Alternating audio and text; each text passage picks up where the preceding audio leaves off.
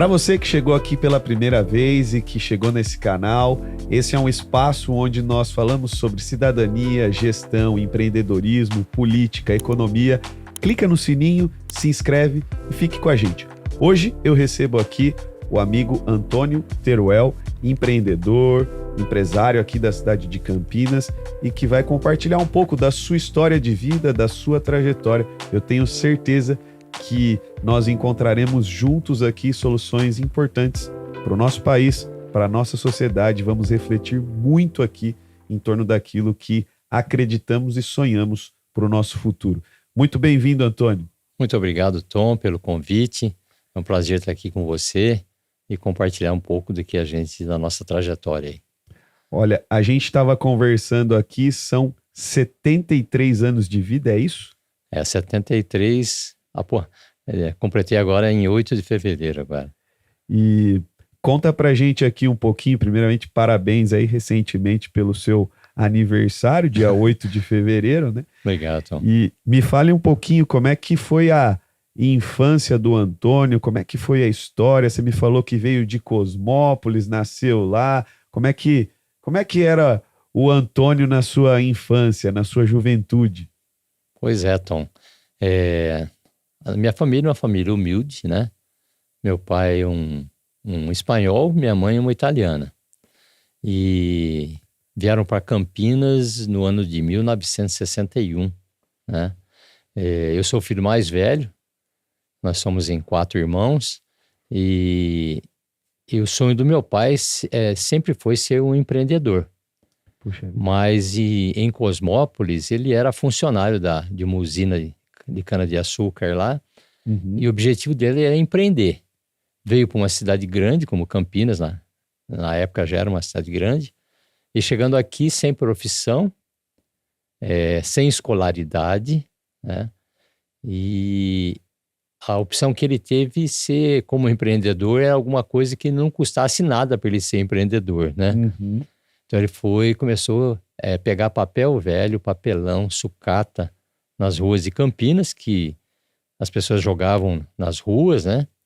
E isso foi o início ali da nossa trajetória aqui em Campinas, né? Um interiorano que veio para uma cidade maior e foi ser um catador de papel velho, de sucata nas ruas de Campinas. Esse foi o início de tudo. O começo do empreendimento, da empresa dele, né? Uma empresa que talvez ele tivesse como sonho, né? Mas não tinha condição nenhuma de ter uma estrutura, né? E a estrutura foi as ruas da cidade, né? E como é que você vê isso olhando hoje, né, para a sua trajetória lá atrás? E acho que não é vergonha nenhuma, mas muita gente às vezes até menospreza, né? O catador de papelão, o catador de sucata e tudo mais ali. Olhando aonde a família de vocês chegou hoje, e como é que você olha para trás lá e vê essa história de sucesso, de muito trabalho, imagino eu que também de muito sofrimento, mas que resultou em conquistas importantes. Sim, como você falou da parte de discriminação, né? Eu me lembro, eu estava com 9 anos, 8 para 9 anos, e eu saía com meu pai também. Campinas era uma cidade mais pacata, existia mais segurança. E então o que meu pai fazia? Ele pegava um saco de papel velho para colocar o papel velho dentro, e lá da estação da FEPASA aqui em Campinas, meu pai descia a rua 13 de Maio coletando as sucatas, né? E ele me dava um saco menor e eu descia a rua Costa Aguiar. E nós nos encontrávamos atrás da catedral para guardar aquela que a gente conseguiu catar ali, para acumular ali. Então, eu com 8 para 9 anos, ele confiava de me deixar andar o centro da cidade toda, atravessando ruas ali, coletando papel velho, e isso aconteceu, né? Isso não foi nenhum problema, né? Estou vivo até hoje, né? E uma das coisas que meu pai falava também sobre a discriminação, né? Muitas vezes eu chegava em casa e comentar, meus amiguinhos estão falando para mim que eu sou filho do lixeiro, né? E meu pai, mesmo com a pouca escolaridade dele, meu pai é um homem muito sábio. E ele falava para mim, você explica para os teus amigos lá que esse papel velho que a gente coleta nas ruas aí, ele não é lixo, é uma matéria-prima. Olha só. Que vai se transformar num papel novo, né? Vai para a fábrica, vai ser reciclado e vai se transformar num papel novo. Então, ele já tinha, na época, ele já tinha o que ele fazia de uma maneira bem feita, né? Uhum. E tinha objetivos para frente, né? Tanto é que a empresa, depois de um pequeno depósito de papel velho, se transformou numa pequena indústria, depois numa indústria maior. Agora, há pouco tempo, a empresa foi vendida para uma multinacional, né? Uhum. O nome da empresa de papéis Amália, a empresa da minha família. E foi vendido para uma multinacional italiana. E quando foi vendido agora, estava com 400 funcionários, né? Cara, então, que história, hein? É um homem que chegou coletando papel velho de graça nas ruas, né? Uhum. Sem escolaridade. E chegou a esse ponto graças a muita perseverança, a muito trabalho, né? E confiar no que estava fazendo também. O que será que os amigos da escola diriam hoje pro filho do catador de lixo, né? Pois é. E hoje, às vezes, eu encontro com alguns dos amigos que eu me lembro da época, né? E a gente vê situações muito opostas ao que... É muito interessante, né, cara? Então... O filho do catador de lixo, aliás, o catador de lixo, que muita gente falava na época, vendeu o empreendimento que ele começou ali pequenininho, fazendo as coisas para uma grande multinacional. Uma grande multinacional. E a capa do papel Chamex, uhum. que é um papel de impressora, né? O envoltório ali é feito lá na empresa que era da minha família. Poxa vida. Tudo começou ali com uma ideia, com alguém que decidiu pagar o preço. Exatamente. Ultrapassar os limites ali da sociedade, que até olhava aquilo ali de uma maneira até rejeitava, né? Sim. Viveu com isso talvez por muito tempo e conquistar isso é um legado admirável, né? Eu tenho um episódio do meu pai, ele, no ano de 1969, mais ou menos, o comércio de sucata, de reciclável, estava muito ruim. Uhum. Então ele entregava o reciclável para as indústrias e as indústrias demoravam para pagar, eles que colocavam o preço, né? E meu pai não se conformava com aquilo, né? Então ele teve a ideia do seguinte, falou assim, olha, eu vou entregar o meu reciclável na indústria de papel e você me paga com produto seu. Fazer uma troca. Uhum. Entregava o reciclável e recebia papel novo. Só que ele não tinha o que fazer com esse papel novo, né? A princípio entregavam aqui um papel de embrulhar pão, que se usava muito na época, né? Mas aí o volume que a gente oferecia de sucata era grande e vinha muito também produto novo e a gente não tinha colocação para tudo, né? Então ele resolveu, falou, nós vamos começar a imprimir papel para farmácia, para padaria, que se usava aquelas bobinas de papel com o nome da padaria, com o nome da farmácia, mas sem experiência nenhuma em impressão, em uma indústria com máquinas, né? Aí um dia eu me lembro que meu pai falou assim, nós vamos para São Paulo comprar uma máquina. E saímos de Campinas de ônibus da Aviação Cometa e fomos para São Paulo. E fomos para São Paulo. Descemos lá no terminal acho que da Praça da Sé, ali onde era o terminal. E a gente foi até Parque Novo Mundo. Tem uma indústria de máquina. Chegando lá, era hora de almoço da empresa, as empresas fechavam na hora do almoço, né? E nós ficamos lá, sentado lá numa mureta, lá aguardando abrir a empresa. Chegaram os donos da empresa e Então tinha um homem simples com um menino do lado. E eu me lembro que eu fui de chinelo tipo Havaiana, lá em São Paulo.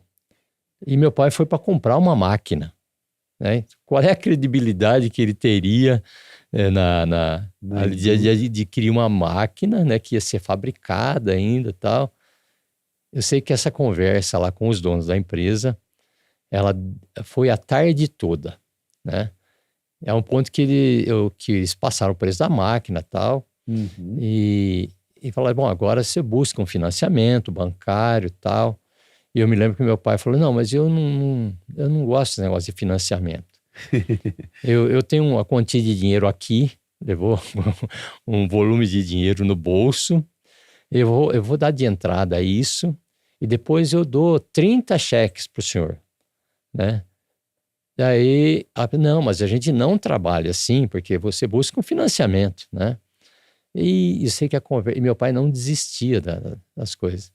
Eu acho que talvez pela insistência do meu pai, talvez para aquela indústria ficar livre do meu pai ali naquela conversa, resultado, nós saímos de lá umas 6 horas da tarde com a máquina comprada, com a entrada em dinheiro e com mais 30 cheques para pagar depois. Nossa.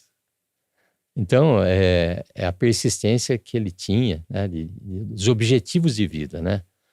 E dali partiu a Teruel, né, que é essa grande indústria que se encerrou, não, foi vendida com 400 funcionários. Né? Lá na minha cidade, inclusive, Jaguariúna, Teruel, a gente conheceu um pouquinho ali da grande empresa, da trajetória da empresa que foi ali. Eu fiquei muito feliz quando te conheci num café da manhã, sim, com alguns amigos ali.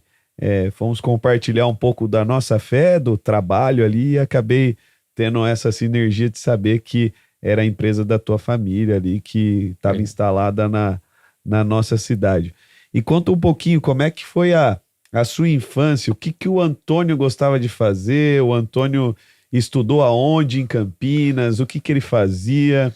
Então, em Cosmópolis... Aliás, Cosmópolis, né? Em Cosmópolis, eu saí de Cosmópolis, eu estava com 8 anos de idade, né? Viemos para Campinas. E em Cosmópolis, meu pai, depois de ser funcionário dessa usina lá de cana-de-açúcar, ele foi ser auxiliar de açougueiro. Certo. E então meu pai tinha na nossa casa 2 cavalos, né? E que o açougueiro nessa época, ele ia no pasto, lá na fazenda, no sitiante, ele via o gado, ele comprava o gado lá, daí ele trazia o gado andando pelas estradas vicinais até o matadouro da cidade, e ali era o próprio açougueiro que ia lá no matadouro fazer a matança do gado, né? E então a minha função, você vê, com 7 para 8 anos, era buscar o cavalo no pasto para o meu pai, para ele sair cedinho, para buscar o gado, o dia que ia ter o abatedouro lá. E era do outro lado da cidade. Então eu atravessava o centro ali de Cosmópolis, a Avenida Esther ali, e ia pegar o cavalo no outro pasto. Então você vê, com 7 anos de idade, tinha confiança de soltar uma criança para ir buscar um animal, né? Dentro de uma cidade, né? Pequena, mas era uma cidade, né? Então, algumas coisas assim que eu me lembro, eu não tinha altura para subir no cavalo, então eu precisava pegar o cavalo, levar próximo assim a um cupim, né? Para mim subir no cupim, para mim pular em cima do cavalo, né? E depois a maior dificuldade para fechar a porteira, porque eu estava em cima do cavalo, não podia descer para fechar a porteira. Então, foi uma infância, assim, muito aventureira. Algumas coisas bem arriscadas aí. Bem arriscada, né? Hoje eu vi a dificuldade dos pais, né? Deixar o filho e não pode tomar um circular que eu levo na escola, busco na escola, né? Era totalmente diferente, né? O mundo está muito perigoso hoje, né? Nesse sentido. Infelizmente, parece que a cada dia que passa... a gente vê muita maldade nas coisas, né? É verdade. Infelizmente, hoje, você não consegue deixar teu filho, às vezes, ir na padaria buscar um pão, que era uma coisa super comum antes. Porque você não sabe o que vai acontecer na rua, né? Com certeza. E aí a gente fica extremamente preocupado assim com o que vai acontecer, né? Sim. E eu falei que a gente se encontrou a primeira vez num café para conversar sobre a Adonep. A Donep. E eu queria que você falasse um pouco com a gente nessa nossa conversa aqui, Sim. para as pessoas que vão nos assistir, um pouquinho da sua história de vida enquanto empresário, mas como valores são importantes, princípios e valores são importantes para uma vida empresarial próspera. Porque o que a gente vê atualmente no nosso país e na sociedade, num contexto geral, a gente teve recentemente até um escândalo que está sendo exposto na televisão quase todos os dias, Sim. que é desse empresário aí do Banco Master, né, que cometeu diversas atrocidades, e parece que o sinônimo de sucesso no Brasil é levar uma vida totalmente, uma vida até promíscua, né? Sim. Digamos assim, diante das coisas, né? Para ser próspero, para ganhar dinheiro, precisa fazer coisa errada. Ou se tem dinheiro demais, é porque fez coisa errada. Não tem como prosperar se você não sonegar, se você não fizer isso, se você não fizer aquilo. E eu queria te ouvir um pouquinho nisso e que você contasse um pouco dessa história e da experiência depois de estar na Adonep, que é uma associação de empresários evangélicos, né? Sim. O que aconteceu? Eu sempre trabalhei com a minha família, né? Como filho mais velho, eu sempre tive uma função de ser o mais velho que cuidava junto com meu pai. Meu pai permitiu que eu fui até fazer uma faculdade de administração de empresa, né? Uhum. Eu também sou administrador. Estamos falando de administrador para administrador. E praticava o que eu tinha aprendido no meu dia a dia, né? Muitas coisas a faculdade me ensinou para praticar na empresa, muitas coisas a empresa me ensinou sem aprender na faculdade, né? É verdade. Porque sempre foi muito na prática, né? E eu fiquei na empresa da minha família até os meus 33 anos, né? Nós somos em 4 filhos, né?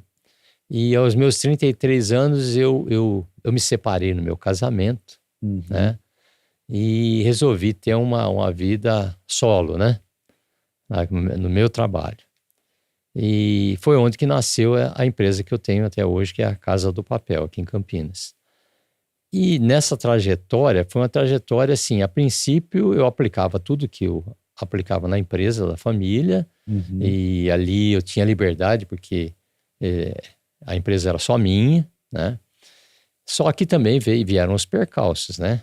Vieram os percalços do que enfrentei todos esses planos de governo, plano real, plano cruzado, todas essas de você amanhecer com 50 reais, na época 50 cruzeiros, acho que era na sua conta bancária, né? E como pagar fornecedor, como prosseguir adiante, né?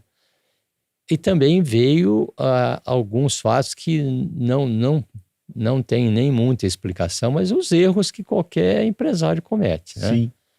Eu sempre comento assim que o empresário, ele é uma pessoa cercada de muitas pessoas, né, no seu dia a dia, mas com decisões muito solitárias, né?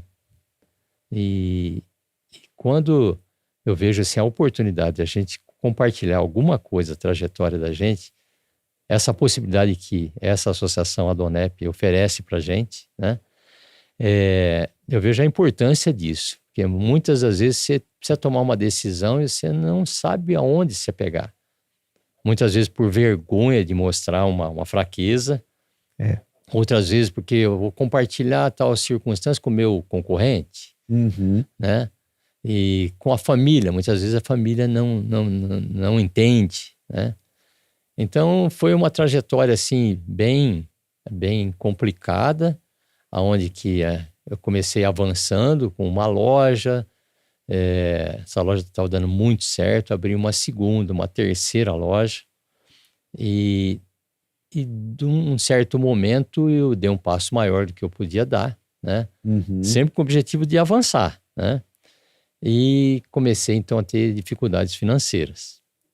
Começou a faltar dinheiro, começou a precisar descontar título em banco, depois o banco não era suficiente, foi para o agiota, depois do agiota descontar cheques em factoring, né? Daí os cheques de fornecedores de clientes eram insuficientes porque a gente precisava, daí vou pegar o cheque da sogra. Vou pegar abrir uma conta em nome da filha. Isso vira uma bola de neve, né? Então, achava que com a minha capacidade, com a minha inteligência, eu iria conseguir superar aquelas dificuldades que estava passando, né? Nesse mesmo tempo, eu fui convidado a fazer parte de uma sociedade secreta, né? E ali muitos homens de importância da cidade frequentavam ali também, né? Certo. Então eu achava assim, puxa vida, agora com dificuldades eu estou. Mas com os maiores, os melhores, os mais influentes, tudo vai se resolver. Tudo vai se resolver, né? E com muito pouco tempo dentro daquela sociedade, eu alcancei um cargo bom dentro da sociedade, né? Certo. Não fiquei muito tempo, fiquei uns 8 anos lá, né? Nessa sociedade secreta. E ali eu achava assim, eu falava, puxa vida, tive reuniões lá que eu me assentava com o então senador Mário Covas, né? O ministro da Agricultura da época, Antônio Cabreira. Sim. E então eu voltava para casa assim, todo entusiasmado, sabe? Agora eu sou um empresário. E que ainda falo com gente poderosa. Falo gente poderosa e eles vão poder me ajudar, né? Grande engano, né? Essa sociedade, inclusive, ela tem existe um mito dentro dela que uns se ajudam aos outros, tal, né? É muito relativo, né? E fiquei 8 anos ali e vi que ali também não foi o que queria resolver os meus problemas, né? E bateram dificuldades pesadas, né? De faltar, inclusive, alimentos dentro de casa, né? Eu cheguei a ter 30 funcionários trabalhando e não tendo dinheiro para fazer um supermercado, né? Então ali bate quem sou eu, né? Você é um empresário, você paga o funcionário, mas na sua casa não tem nada. É difícil, né? E a gente alcança alguns patamares, né, que você vai se tornando um tanto quanto orgulhoso, sabe? Então, teve época que a minha esposa vinha para mim e me dizia assim, ó, o meu pai quer trazer para a gente uma cesta básica. E daí eu falei, por que ele trazia cesta básica? Ele era um funcionário de uma empresa que a empresa fornecia uma cesta básica para ele, tinha um outro meu cunhado que oferecia uma outra cesta básica para ele e ele queria dividir com a gente. Então, por muitas vezes, meu sogro precisou entrar com uma cesta básica às escondidas dentro da minha casa, porque o empresário cheio de orgulho, né? Não podia receber ajuda. Não podia receber aquilo, né? E conta como foi a virada de jogo nisso, o que aconteceu que isso tudo mudou? Então, aconteceu, a virada de tudo é conhecer Jesus, né? A princípio, eu frequentava uma igreja, uma religião, né? E se me falasse alguma coisa de Deus, né? Conheço a Deus, né? Tenho a minha religião, e qualquer coisa diferente, eu tinha uma certa resistência, né? Certo. Então, o que aconteceu foi a estratégia da Adonep, né? Associação de Homens de Negócio no Evangelho Pleno. Um amigo, um contador, que eu não tinha mais contato há uns 10 anos atrás, né? Foi lá na minha empresa e que me convidou para ir numa reunião da Adonep, né? Que ia ter lá um empresário, um profissional liberal, trazendo a experiência de vida dele, né? e que é um belo do network, né? Que você poderia conhecer outras pessoas ali. E eu fui nessa reunião com o objetivo de conhecer alguém, fazer um bom negócio lá, né? E passado o tempo eu descobri que eu fiz um grande negócio lá, né? E a princípio eu fui e eu ouvi o relato desse empresário, mas não me chamou muito a atenção. Tá? Não me chamou muito a atenção. Voltei para o meu dia a dia. E esse meu amigo, o nome dele é Dr. Paulo Antônio de Carvalho, que eu sou muito grato a ele pela persistência dele para comigo, né? E ele nunca desistiu de mim, sabe? Ele, mesmo com as minhas dificuldades, ele chegava lá na minha empresa e dizia o seguinte, falou assim, olha, então eu vim aqui, eles me chamam de Toninho, né? Então, Toninho, eu vim aqui para saber como estão as coisas, né? Mas nunca me falava de religião, nunca me falava de nada. E eu contava as coisas para ele e tal, e ele me falava algumas coisas, você precisa buscar Deus. Não, eu vou na igreja e tal, né? O cara tá quebrado ali, o contador, você tá esperando que ele vai dar uma solução, Exatamente. Uma solução tributária, alguma coisa. Não, você precisa buscar Deus. Imagina receber isso. É nada o que eu queria ouvir, sabe? E ele, assim, ele é advogado, ele é contador, ele é auditor, auditor contábil também. Uhum. Eu falo, poxa, 10 anos sem a gente ter contato. Foi Deus que mandou ele para trazer solução para tudo. Só que ele não falava nada da parte dos negócios, né? E ele tinha um hábito assim que eu não gostava muito, sabe, Tom? Depois a gente conversava, até por muitas vezes eu fugia dele. Ele chegava na minha loja e quando eu via ele de longe, eu ia lá pro fundo lá e ele aparecia e falava que eu não estou, né? E ele não desistia, sabe?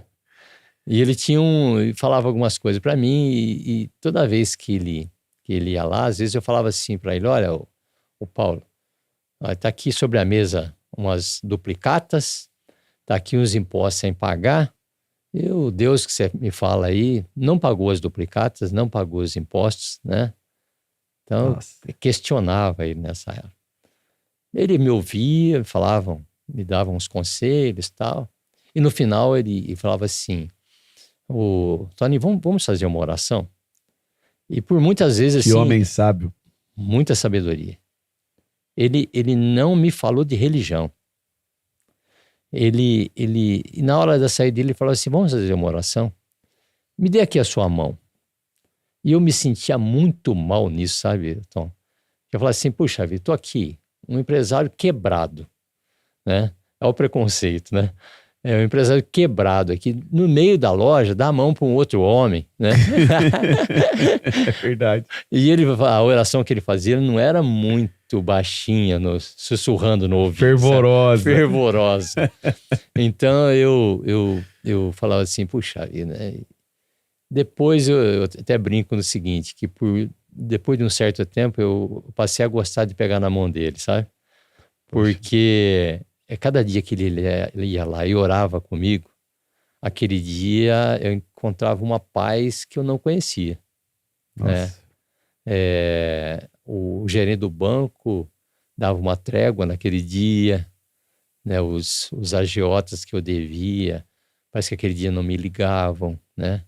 E eu comecei a ver a presença de um Deus que eu não conhecia, né? Eu era um religioso, né? E foi através dele que eu conheci a Donep, né? Uhum. E numa das reuniões da Donep, daí comecei a levar minha esposa também nas reuniões da Donep, é a Associação de Homens de Negócios, mas as mulheres frequentam também, né? Uhum. Homens e mulheres de negócios, né? E minha esposa sempre foi muito presente no meu trabalho, né? Até hoje, ela é a financeira da empresa, né? E numa dessas reuniões veio lá um serralheiro para trazer um relato da vida dele. Né? E quando ele começou a falar, era a nossa vida, que ele começou a falar lá na frente, né? E até fiquei meio chateado assim, falei, pô, o Paulo foi contar para essa pessoa o que tá passando comigo. o que tá passando comigo, né? Mas não era isso, né? E ele começou a falar e tal, ele falou assim, olha, eu precisei vender o carro da minha esposa, né, na época, para tentar suprir as necessidades da serralheria. E eu olhei para minha mulher e falei, o seu carro já foi faz tempo, né? Nossa. Daí ele falou, até a caminhonete da serralheria precisei vender, né? Eu também tinha vendido o caminhão que a gente tinha. E ele foi falando da trajetória de vida dele. Ele falou, o que sobrou pra gente foi um Fusca 1969 verde pra gente andar. Eu tinha ido pra reunião com Fusca vermelho, até mais velho que o dele. Falei, até o carro tá batendo, né?